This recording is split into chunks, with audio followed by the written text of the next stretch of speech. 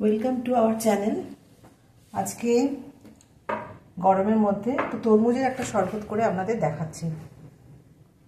খুব সিম্পল। এখানে আমি 500 ml প্লেন ঠান্ডা জল নিয়েছি। এর মধ্যে 1 টেবিল স্পুন আমি চিনি দিয়ে দিচ্ছি এবং হাফ টিস্পুন চাট মশলা দিয়ে দিচ্ছি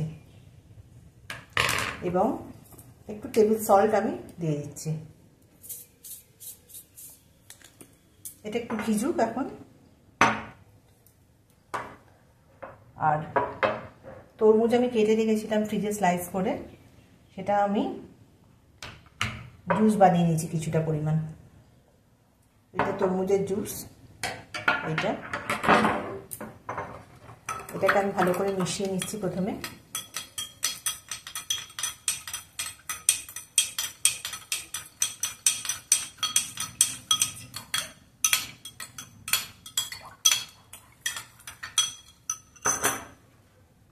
এখানে আমি একটু এই কন্টেনার, ছোট কন্টেনার করে ফ্রিজে বরফ জমিয়ে নিয়েছি।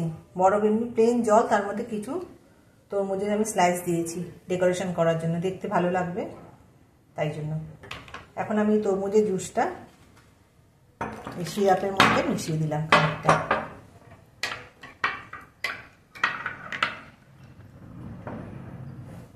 কিছুই নয়, দুটোকে একটু মিক্সড করে নিতে হবে।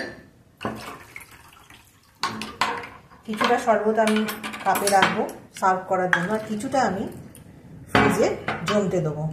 এটা আমি যে কোনো শরবতের সঙ্গে যখন ইচ্ছা আমি স্লাইস করে কেটে নিয়ে সার্ভ করতে পারি। এছাড়া আমি আইসক্রিম হিসেবেও খেতে পারি এটাকে। এই দেখুন, খুবই সিম্পল রেসিপি। কিছু তরমুজের কিউব আমি এটার মধ্যে দিয়ে দিয়েছি, এটা আমি ফ্রিজে জমতে দেবো। এটা খেতে অসাধারণ লাগে যখন এই তরমুজের টুকরোগুলো মুখে পড়ে এবং একটু বিট নুন দেওয়া থাকে, খুবই ভালো লাগে। বীজগুলো আমি ছাড়িয়ে নিচ্ছি যতটা সম্ভব। বীজ একদমই নেই, যদি একটা দুটো পড়ে তো সেটা একটু বাদ দিয়ে দিতে হবে। যেমন এখানে একটু বীজ পড়েছিল, আমি ফেলে দিচ্ছি। এইটার মধ্যে আমি প্রথমে ওপর থেকে একটুখানি সরিয়ে দেবো এগুলো, তারপরে এই যে বরফটা আমি জমিয়ে রেখেছি এটা উপরে দিয়ে দেবো এইভাবে। এই ব্যাস হয়ে গেল। খুবই সুন্দর লাগছে দেখতে। এই বরফটা ভেসে রয়েছে তরমুজগুলো, এটা আস্তে আস্তে গলবে এবং স্ট্র দিয়ে দিলে এটা খুবই সুন্দর খেতে লাগবে। অবশ্যই আপনারা ট্রাই করে দেখবেন এবং রেসিপিটা ভালো লাগলে আপনারা লাইক শেয়ার করবেন এবং চ্যানেলটিকে অবশ্যই সাবস্ক্রাইব করবেন। নমস্কার।